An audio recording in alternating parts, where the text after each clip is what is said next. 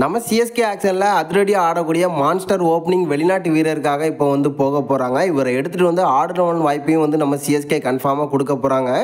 யார் அந்த வீரர், என்ன காரணமாக இவருக்காக வந்து ஆக்ஷனுக்கு போக போகிறாங்க, இப்போதைக்கு இவரோட பேட்டிங் பர்ஃபார்மன்ஸ் எப்படி இருந்திருக்கு, இதை பற்றின ஒரு ஃபுல் டீட்டெயிலை பற்றியும் நம்ம சிஎஸ்கே வீரரான பத்திரனா இன்ஜுரி அப்டேட்டை பற்றின ஒரு லேட்டஸ்டான அப்டேட் வந்து கிடச்சிருக்கு. இப்போதைக்கு இன்ஜுரி வந்து எப்படி இருக்குது, நெக்ஸ்ட் ப்ராக்டிஸை வந்து எப்போ ஸ்டார்ட் பண்ண போகிறாரு, நெக்ஸ்ட் எந்த மேட்ச்சில் வந்து ஆடுறதுக்கான வாய்ப்புகள் இருக்குது அப்படிங்கிறது இந்த வீடியோவில் பார்த்துடலாம். அதுக்கு முன்னாடி சேனலுக்கு புதுசாக இருந்தீங்கன்னா சப்ஸ்கிரைப் பண்ணிக்காங்க. இந்த வீடியோக்கு ஒரு லைக் கொடுக்கலாம், லைக்கை கொடுத்துருங்க. ஃபஸ்ட் நம்ம பத்திரனா பார்த்துடலாம். ஐபிஎல்ல சொல்கிற அளவுக்கு இல்லை, பெருசாக வந்து எதிர்பார்த்துட்டு இருந்தோம். பட் அதிக ரன் வந்து விட்டு கொடுத்துட்டு இருந்தார். கடைசி நேரத்தில் ஒரு நல்ல கம்பேக்கை வந்து கொடுத்துருந்தாரு நம்ம பத்திரனா. அதுக்கப்புறமா எந்த ஒரு மேட்ச்லையுமே அவரால் வந்து சிறப்பாக பவுலிங் பண்ண முடியல. இதுக்கு முக்கிய காரணமாக வந்து பார்க்கப்பட்டது அவரோட ஓல்டு ஆக்ஷன், அது மட்டும் இல்லாமல் நியூ ஆக்ஷன். கிட்டத்தட்ட ரெண்டுலேயுமே வந்து அதிக ரன்னை தான் வந்து கொடுத்துட்டு இருந்தார் நம்ம பத்திரனா இன்ஜுரி காரணமாக.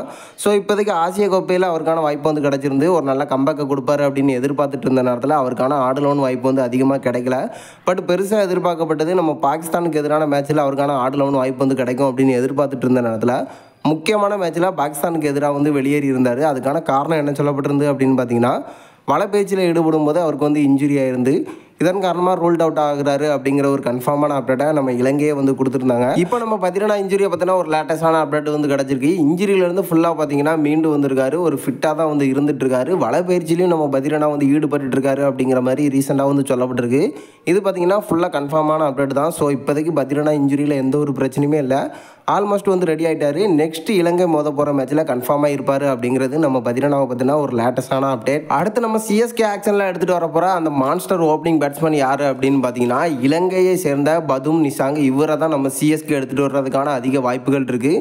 இதுக்கான காரணம் என்ன அப்படின்னு பார்த்தீங்கன்னா, நம்ம ரச்சன் ரவீந்திரா, அது மட்டும் இல்லாமல் கான்வே, இந்த ரெண்டு பேர்த்தில் ஒருத்தரை நம்ம சிஎஸ்கே வந்து பார்த்தீங்கன்னா ரிலீஸ் பண்ண போகிறது ஆல்மோஸ்ட் பார்த்தீங்கன்னா கன்ஃபார்ம் தான். அந்த இடத்துல அதிரடியாக ஆடக்கூடிய ஒரு இலங்கை வீரருக்காக வந்து போக போகிறாங்க. இதுக்கான காரணம் அவரோட பர்ஃபார்மன்ஸ் தான். இப்போதைக்கு பார்த்தீங்கன்னா இந்தியாவுக்கு எதிராகவே அதிரடியான அரசதத்தையும் கடந்தது மட்டும் இல்லாமல் ஒரு சதத்தையும் வந்து கடந்திருந்தார்.